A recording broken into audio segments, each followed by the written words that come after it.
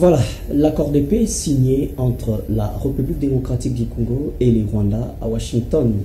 Chose promise est faite en attendant la matérialisation, une liesse au sein de la population congolaise et en dehors de nos frontières. Certaines parties prenantes pensent que cet accord amènerait une liesse d'espoir pour que les deux pays se retrouvent dans la marmite de la paix, en espérant que cela se réalise, parce que ce n'est pas pour la première fois que ces deux pays signent un accord de paix. Vous pouvez vous rappeler, on ne veut pas passer à l'historique, mais sachez que le plus important pour le peuple congolais, c'est de retrouver sa paix. Mais le plus important aussi, en même temps, il faut décortiquer, comprendre quelles sont les intentions cachées derrière cet accord. Va-t-il profiter à la population congolaise ou bien on va faire un rétro-pédalage? Mesdames et messieurs, merci de votre confiance renouvelée. Nous recevons dans le cadre de votre émission Le Panel, le docteur Télé Batampi qui est national, secrétaire national au sein de l'UDPS Tshisekedi, parti au pouvoir. Avec lui, on va décortiquer les grandes lignes de cet accord signé à Washington en présence du président américain Donald Trump. Voilà. Merci, docteur, d'avoir répondu présent à cette belle émission qui est une émission spéciale. On va passer une trentaine de minutes à décortiquer le plus important, entrer en profondeur, parce que pour le peuple congolais aujourd'hui, se disent, écoutez, c'est dit jamais, bon, dit déjà vu, c'est pas pour une première en RDC. Il y a une particularité, nous allons comprendre dans cette émission. D'abord, merci de nous avoir honorés aujourd'hui. Alors, merci à cher compatriote Jamiema de m'avoir invité et surtout en ce moment aussi spécial, compte tenu de cet événement que nous pouvons qualifier d'historique, bien que vous parlez qu'il y a déjà eu des accords, mais nous allons quand même voir le degré de spécificité de celui-ci. Je m'en vais également remercier le Dieu Tout-Puissant qui nous a donné ce très très beau pays, la République démocratique du Congo, avec toutes les richesses ainsi que même les ressources humaines, bien que parmi elles, il y a des choses, il y a celles qui nécessitent d'avoir le recadrage pour amener la République démocratique du Congo au plus haut dans son développement. Je tiens également à féliciter la bravoure du premier d'entre nous, donc du président de la République, Félix-Antoine Tshisekedi Tshilombo, pour son investissement dans la recherche de la paix et l'intégrité territoriale ainsi que la souveraineté de la République démocratique du Congo à travers tous ces contacts pour nous produire ce que nous présentons aujourd'hui un accord le plus important. Je remercie également et féliciter Son Excellence, Madame le ministre d'État, ministre des Affaires étrangères, donc Madame Thérèse Kayikwamba Wagner, pour sa perspicacité, son implication et le savoir-faire et le savoir-être. C'est hier que je l'ai vu sourire et tendre même la main au ministre, à son homologue rwandais. Je tiens également à féliciter la bravoure des FARDC, des Wazalendo, nos patriotes, ainsi que accompagner également toutes les familles qui ont connu le désastre pendant la guerre de l'Est que nous connaissons. Voilà. Merci beaucoup, docteur. On entre dans le vif du nécessaire. La toute première question est de savoir, pour vous, quelles sont les grandes lignes que vous avez retenues et qui sont aussi profitables à la RDC? Bon, les grandes lignes, si vous le voyez, je pense que c'est 600. Et si vous voyez chaque ligne, tout est profitable à la RDC. Tout est profitable au peuple congolais. Et le plus important, c'est d'avoir cette notion de paix au niveau de la région. Et le plus important aussi, peut-être ce que nous ne voyons pas, c'est le fait d'avoir la possibilité de pouvoir donner aussi le sourire aux voisins au regard de ce que nous possédons. C'est ça le plus important parce que c'était l'objet de beaucoup de convoitises et surtout de mauvaises compréhensions qui a amené, ou bien comment est-ce que je peux dire, de la jalousie, qui a amené à ce qu'on puisse connaître tous ces désastres, donc les massacres, les tueries, et ainsi de suite. Alors, merci beaucoup. Docteur, vous savez, quand les Congolais font la lecture, j'ai dit quelques Congolais nécessairement qui font la lecture de cet accord, il y a crainte. On prend la première partie. Il y a crainte parce que nous avons toujours évité ces brassages, mixages de part et d'autre qui créent aujourd'hui l'infiltration qu'on a du mal à déboucher de part et d'autre. Ça crée aussi du désordre au sein de l'armée congolaise. Moi, dans cet accord, on veut suivre, parce que je vais parler de 6 points, on peut soulever quelques points. Oui. Je prends ici les désarmements et l'intégration conditionnelle des groupes armés non étatiques. Je ne sais pas quelle est la partie, en fait, qu'est-ce qui fait la différence entre désarmement, intégration conditionnelle des groupes armés non étatiques et brassage et mixage. La différence est à quel niveau? Est-ce que ce ne sont pas les mêmes concepts? On a juste voulu utiliser pour déjouer l'attention des gens. Suivez très bien entre les lignes, vous comprendrez qu'on ne va pas prendre, tuer un groupe armé et directement on te prend, on fait le mixage avec les FARDC ou bien les services que nous sommes. Non. Si vous comprenez ce point-là, reprend ce qui disait le processus de Nairobi. Le processus de Nairobi, c'était l'identification de tous les groupes armés, nationaux et non nationaux. Alors, tout ce qui est comme national, on devait procéder au désarmement et intégration d'une manière au cas par cas.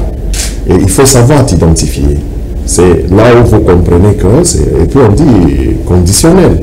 C'est pas sans condition, on vous prend directement, on vous met non. C'est pour dire qu'on va traiter au cas par cas. Parce que n'oublions pas, le mixage qui nous a été produit ou bien donné, amené par l'ancien régime que présidait M. Joseph Kabila, hein, c'était avec tous les étrangers qui étaient dedans, qui ont fragilisé, quand vous parlez de l'infiltration, qui ont fragilisé les forces armées, les services d'intelligence et tout.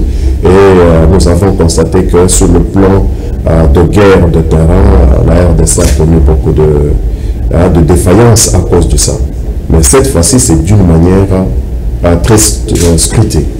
Donc, afin d'identifier si réellement tu es congolais et si réellement tu es prêt à servir la nation dans le cadre de forces armées ou dans le cadre d'un civil. Hein, c'est pour cela qu'on doit étudier ton cas et te mettre au service qu'il le faut. Maintenant, si on déniche que tu es un étranger, mais que tu as pris l'enveloppe de la RDC, on ne peut que te remettre à ta patrie ou bien à ton pays d'origine. Alors, j'aimerais juste comprendre, parce qu'il y a un programme, quand on lit des engagements, oui. Il y a un programme, les TLRSS, oui. Il s'agit d'intégration conditionnelle, oui, fondée exclusivement sur le programme de désarmement et de mobilisation, relèvement communautaire et stabilisation, qui reflète sans équivoque la position ferme de la RDC quant à ces. Est-ce dans un pays où déjà l'identité pose problème? Vous pensez que cela soit vraiment réel, qu'on réussisse, ou il faut jouer à un autre mécanisme? Ah oui, je pense que c'est par rapport à un autre mécanisme, hein, parce que vous savez, il y a des experts. Le Congo regorge des talents et d'expertise bien pointus qui malheureusement ne sont pas bien utilisés. Mais je pense que dans ces processus qui nous demandent une observation et une rigueur qu'il faut afin de faire avancer le pays, ça sera très regardant. Hein? Il est vrai qu'il y a un problème d'identité en termes de manque de carte d'identité, mais nous avons les communautés qui vivent, nous pouvons procéder au témoignage, nous pouvons procéder à la notion de famille, remonter la situation d'un cas, parce que nous ne sommes pas, tu ne peux pas être là comme si tu tombais dans un chevet dans une... C'est ça qui fait crainte, c'est ça qui fait peur. S'il faut nager sur, faire référence à des familles, faire référence à des connaissances, aux origines, alors qu'il doit y avoir, sur le plan administratif, il doit y avoir des pièces qui prouvent que, parce qu'on parle de retour des réfugiés dans leur milieu respectif, ces réfugiés seront identifiés sur base de quel fichier exactement pour que la RDC ne puisse pas reconnaître la même chose? C'est la crainte, docteur. Oui, vous parlez parce que vous êtes très loin, mais si vous êtes dans la communauté, dans le même espace géographique, dans une même entité, je pense que c'est très facile de reconnaître qui est qui. Hein, c'est très important. Donc, je ne me permettrai pas de pouvoir donner toutes les stratégies possibles pour dénicher ça, parce que tout ne peut pas se dire à la place publique.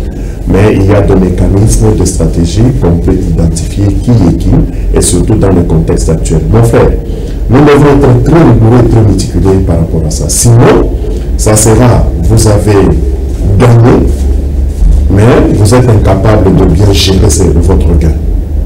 Alors nous ne pouvons pas gagner la paix aujourd'hui et ne pas la rendre durable. Pour la rendre durable, il est souhaitable d'identifier qui sont les animateurs. Alors, c'est sur cet élément-là que nous devons être beaucoup plus regardés.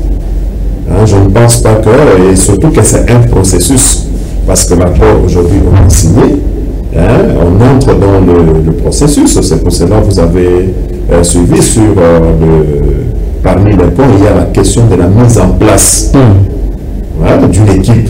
C'est pour travailler, regrouper, voir tous ces éléments-là et être beaucoup plus regardé. Alors, on va parler sur le plan économique. Oui. Le Congo qui se réclame souverain depuis un temps, d'ailleurs c'est parmi les éléments de l'accord. Oui. Il faut que les deux parties prenantes se respectent ou respectent leur souveraineté, mais en même temps on parle des échanges économiques ou économiques. On veut comprendre c'est quoi cet échange économique entre la RDC et le Rwanda. Est-ce c'est pas le partage de minerais, c'est pas le partage de quelques sites occupés depuis longtemps par le Rwanda et que le Rwanda ne voudrait pas concéder? Il faut chercher comment conserver quelques sites et pousser le Rwanda à réclamer qu'il y ait cet échange économique. Vous ne pensez pas ça? C'est une manière de braver aussi. Il y a un proverbe africain qui dit que la sorcellerie commence quand tu manges seul. Tu sais, quand Dieu te donne l'abondance, il faut te mettre en tête que ce n'est pas pour sommer, mais parce que tu seras constipé.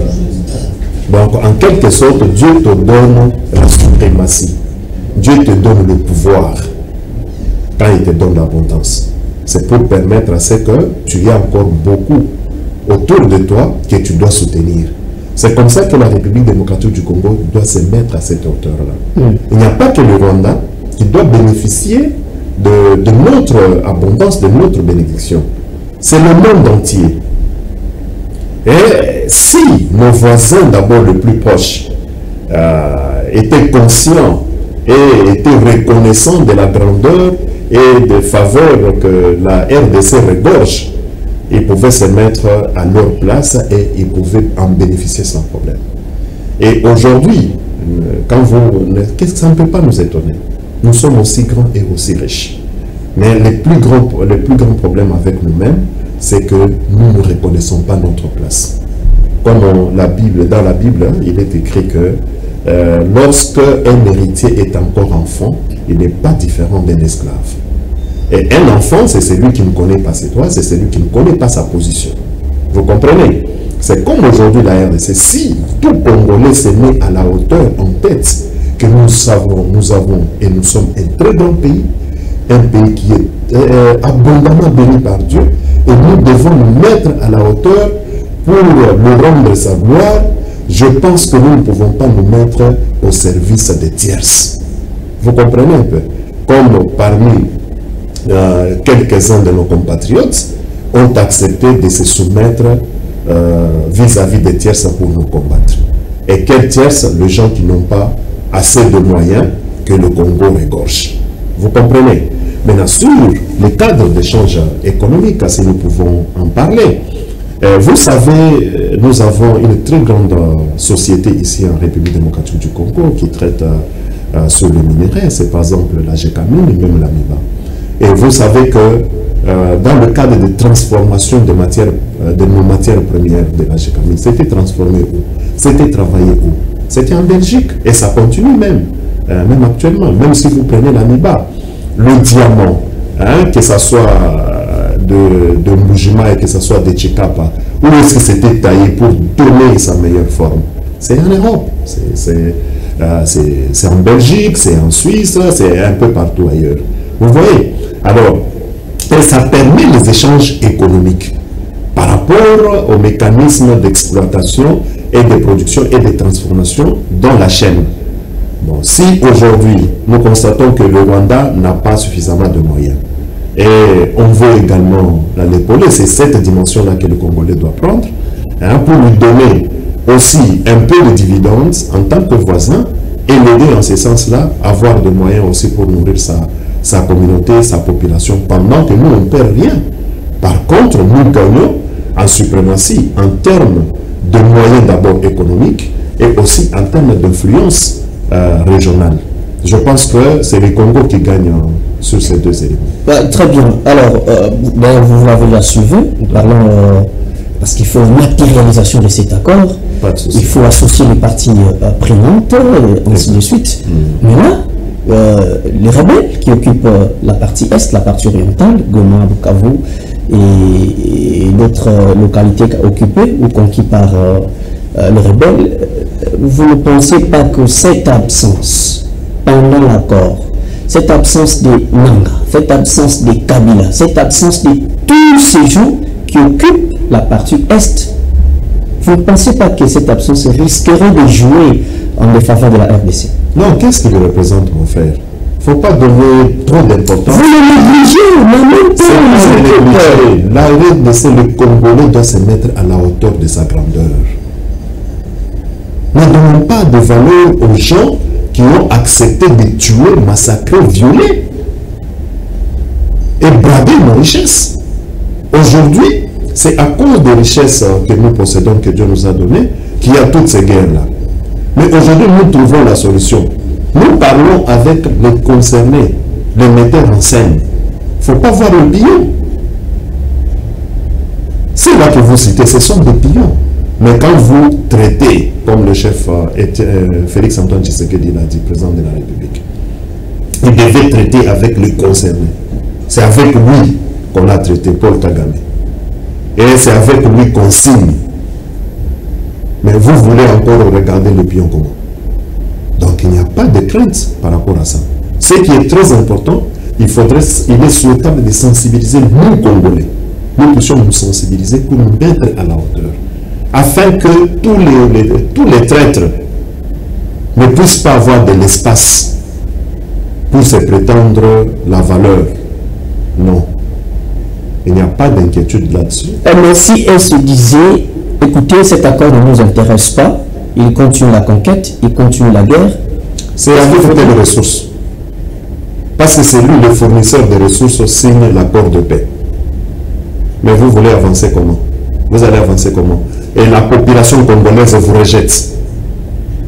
Et le service attitré, hein, les FARDC, il y a un travail important qui s'est fait. Les services d'intelligence, à chaque niveau, la population, les patriotes très engagés des Ouazalendo sont là.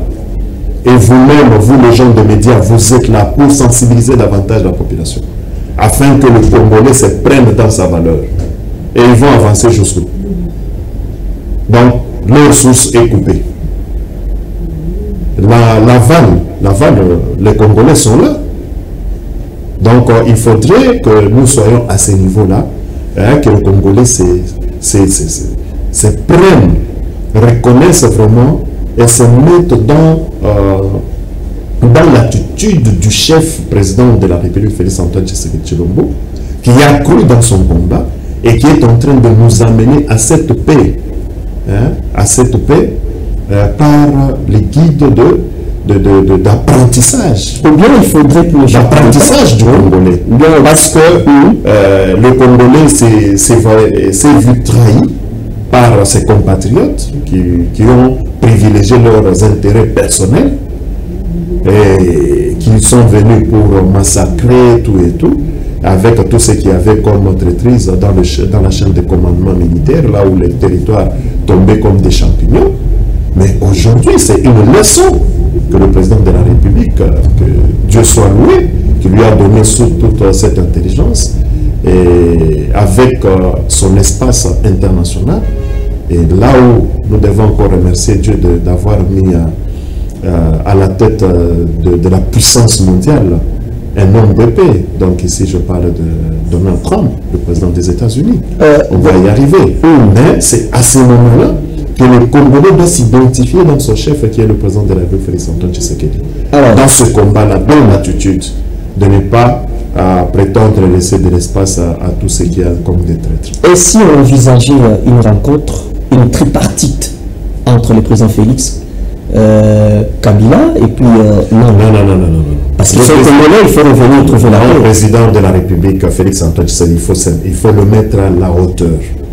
Vous voyez, il y a une illustration d'une image, d'une vidéo, qui a montré que Joseph Kabila, président de la République, amené dans une limousine vraiment pimpant noir, et puis si c'est noir ou gris, il descend, c'est sur le tapis rouge. Et en bas, on le montre en train de venir, il descendait dans une voiture, et puis il vient et lui-même tient la chaise et il est en train de la ranger. Et quand j'ai regardé cette image, j'ai dit, voilà, l'homme retourne à sa place. Donc, on l'avait mis très haut, mais ce n'est pas à ce niveau-là où il était. Il devrait être. Il a compris que sa place, ce n'est pas dans ces limousines, tapis rouge et consort. C'est au niveau d'une pelouse avec une chaise en plastique, là où il doit s'asseoir pour chercher à persuader ceux-là qui sont disposés à l'écouter. Maintenant, il ne faut pas prendre un monsieur qui est au bas niveau pour l'amener au plus haut niveau. Là où Félix Antoine Tshisekedi est en train d'apprendre aux Congolais d'aimer leur patrie, de s'engager, de favoriser la paix avec la considération du prochain. Vous comprenez, la culture humaine, l'humanisme, en lui, Félix Antoine Tshisekedi est en train d'apprendre aux gens, aux Congolais. C'est comme ça que nous tous, Congolais, nous devons nous mettre dans cette position-là. Et vous savez, ça me rappelle la déclaration d'une parole d'un homme qui a fait l'histoire de ce pays, Patrice Emery Lumumba, cette gloire congolaise. Il avait dit que si les Congolais, le Congo est là, maintenant, si les étrangers, ceux-là qui viennent pour travailler au Congo, ou bien travailler avec le Congo, pour que nous tous nous puissions gagner, ils vont trouver leur place. Et c'est aujourd'hui, cette vision, cette déclaration est en train de se matérialiser maintenant. Là où le Congo signe des contrats de gagnant-gagnant. Voilà. Docteur, c'est bon ce que vous dites, mais ce qu'on évite, c'est la contradiction de ce qu'on veut et de ce qu'on fait. Actuellement, on a suivi, toujours dans ces conflits RDC-Rwanda, la Cour africaine des droits de l'homme qui a jugé recevable la requête de la RDC. Oui. Il faut traduire le Rwanda devant la Cour africaine des droits de l'homme. En même temps, on cherche la paix, on signe un accord de paix, en même temps, vous accusez encore le Rwanda. Vous ne trouvez pas une ambiguïté on se met dans les faits. Non, c'était dans le processus. Vous comprenez? Il faut les bannir. Non, on ne bannit pas. La plainte était à quel niveau? Et c'était quand? Donc, nous étions dans le processus. Tout ça, ça concourt à ce que nous puissions retrouver la paix. Lorsque celui qui est en face, qui vous a fait la guerre, accepte de pouvoir, accepte de, comment on dit, hache de guerre, on dit comment, je ne sais même pas, donc de déposer tout et tout, ainsi de suite. Comprenez? La justice reste la justice. N'étant pas expert en ça, mais je pense que ce qui est important, c'est comme par exemple vous me dites aujourd'hui que le président Félix puisse se rencontrer avec des Nanga et autres, après avoir commis autant de massacres. Et vous voulez dire que non, il faut le blanchir. Le dialogue n'est pas là pour blanchir les gens. L'accord de paix n'est pas là pour blanchir qui que ce soit. Chacun doit être responsable de ses actes. Chacun doit se défendre. Ce n'est pas parce qu'il y a un processus qui a été entamé par rapport à ceci. Je ne sais pas ce qui va se dessiner après, mais nous voulons voir que la paix puisse exister au niveau de la région. C'est quand la paix est au niveau de la région que tout le monde va trouver son compte. Alors, docteur, c'est peut-être votre dernier mot. On a fini cet entretien très riche. Il y a la paix qui vient d'être signée. Il faut la matérialisation. Non, la paix doit vivre, doit exister en RDC. Oui. Effectivement, dans lequel, les mêmes pays dans lesquels les troubles dans le point entre la classe politique pour des besoins des causes, pour l'intérêt général. Qu'est-ce que vous privilégiez? Il faut sensibiliser tous les acteurs politiques autour d'une table et puis voilà, faire réserver un accueil chaleureux à cet accord. Tout ce que moi je demande aux Congolais, c'est aimer son pays. Parce qu'en termes de troubles que vous êtes en train de dire, il faut... Ah, mais oui, mais il y a des opposants, il y a des classes politiques diverses, on ne peut pas vous laisser comme ça. Lesquels? Parce que le chef de l'État, Félix, a ouvert ses bras, a tendu ses mains à tout le monde. À tout le monde. C'est pour cela même on a parlé d'un gouvernement de large union nationale. C'est pour tendre la main aux opposants, à l'opposition. Maintenant, qu'est-ce que vous voulez? Parce que quand quelqu'un dit comme ça, c'est-à-dire il a ouvert le champ de dialogue, le champ de la sauvegarde de la concorde nationale, c'est inclus dans ça. Quelle peut être l'attitude actuelle de la population qui vit sous occupation de rebelles? Parce que là-bas, ils sont nourris par des visions, des philosophies de rebelles sur place. Alors que de l'autre côté, on cherche à installer la paix intégrante. Quelle peut être l'attitude? Pas même des peuples, pas même de la population occupée par les rebelles, mais l'attitude exacte de la population qui aujourd'hui taxe le président Félix d'avoir échoué dans certains points nécessaires, préliminaires de la société. Quelle peut être l'attitude? Merci beaucoup mon frère. L'attitude, quand vous dites que la population taxe le chef de l'État d'avoir échoué, c'est l'effet des réseaux sociaux et beaucoup plus de nos ennemis, les ennemis de la République. Mais la population elle-même, je la félicite.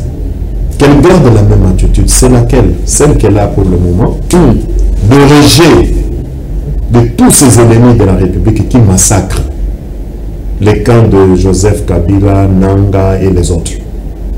Parce que cette population est tellement mature, ne veut pas de armes. Vous voulez gérer le pays, passez par les voies démocratiques. Discutez, battez-vous comme les vrais hommes. C'est un terme de débat.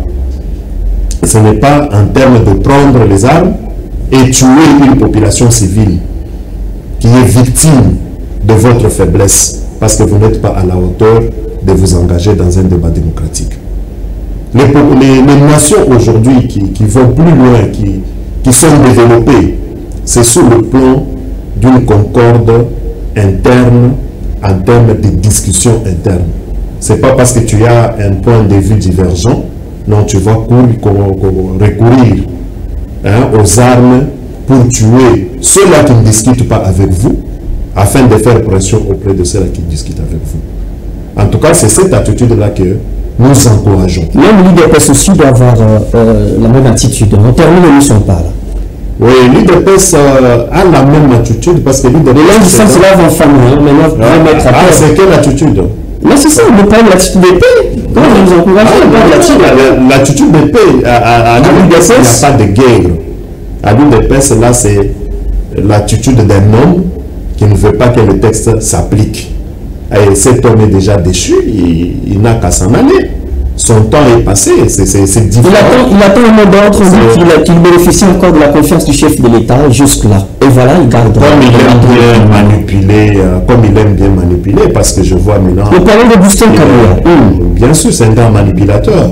C'est un grand manipulateur dans tout ce qu'il fait. Il a la confiance que c'est lui, le sénateur et lui, ceux-là qui l'écoutent pour dire sur les chaînes de dire que les gens doivent respecter les textes alors qu'il est le premier violeur de ces textes-là. Parce que les textes sont clairs. la convention démocratique du parti te met de côté. Et toi, tu t'imposes là-bas parce que les moyens du parti, on fait de toi aujourd'hui un homme riche. Alors tu peux utiliser cet argent pour te faire vraiment de la place dans l'opinion publique. Attends, sur cet élément-là. Et les autres qui prétendent, il envoie encore ceux-là qui l'écoutent pour combattre l'idée géniale d'applaudir cet accord de paix à travers l'union sacrée. Le secrétaire permanent, ensemble avec l'UDPS Tshisekedi, ils ont prévu une marche, un mouvement pour applaudir, pour féliciter le président de la République. Effectivement, qui doit se passer le mardi, afin d'acclamer haut et fort le soutien au président de la République, Félix Antoine Tshisekedi, de remercier l'administration du président Donald Trump. Les initiatives que nous devons saluer.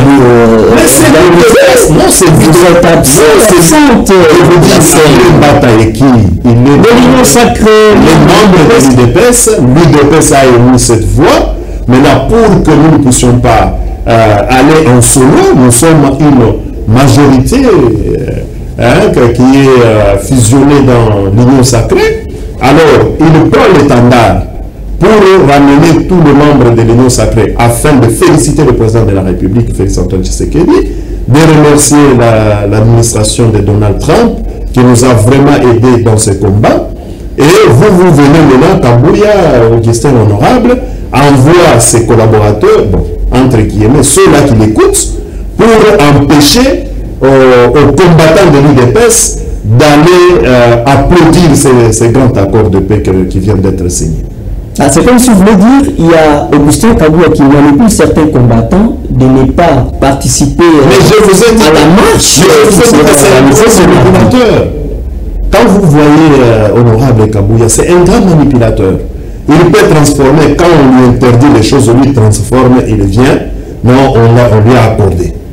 Donc c'est un grand manipulateur. Alors, quelqu'un m'écrit ici, quelqu'un m'écrit, nous sommes à quel niveau avec les procès Wampanda? Oh, paix à son âme. Merci beaucoup de m'avoir rappelé la mémoire de ces grands combattants de la liberté qui est mort sur le champ à cause de la barbarie de cet homme qui ne veut pas que les textes s'appliquent. Il joue encore de la présomption d'innocence.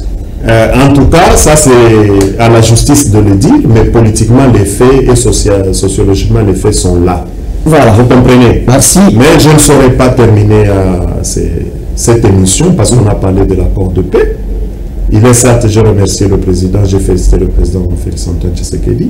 Je remercie encore une fois de plus le Dieu Tout-Puissant d'avoir mis à la tête des États-Unis Donald Trump. Je vous avais dit autrefois là que dans sa campagne, il disait que c'était un envoyé de Dieu. Effectivement, nous confirmons ça. Et puis, je vous ai dit récemment que c'est un homme de paix. Et personnellement, moi-même, je l'ai suivi sur France 24. Il a dit que j'aime la paix, je tiens à la vie. Donc, c'est pour la paix, pour la vie que je me bats. Donc, c'est pour remarquer qu'il avait dit en janvier, on lui avait posé la question sur ce qui s'est passé, la guerre RDC-Rwanda. Il a dit ce qui se passe en RDC est extrêmement grave. Et aujourd'hui, il a montré à la face du monde l'agression du Rwanda qui a tué, qui a massacré, et il ne pouvait pas laisser passer ça comme ça. Comme c'est un homme de paix, mais un homme qui tient à la vie humaine, nous le remercions du fait qu'il nous a accompagnés jusqu'à ce jour. Regardez à travers le monde, il est en train de terminer les guerres, que ce soit Russie, Ukraine, Russie, Israël, Iran, et bande de Gaza, partout là-bas. Et nous tenons, je tiens à le remercier également. Merci, docteur Télé Batampi. Ainsi prend fait cet entretien. Merci d'avoir été le nôtre. J'espère très prochainement. Merci à tous les téléspectateurs de nous avoir suivis. Merci à l'équipe technique de la FM Télévision. On est sur l'application mobile OTT International. Retrouvez en tapant ou en suivant l'ordre alphabétique. Retrouvez votre chaîne et votre émission, le panel. On se retrouve très prochainement.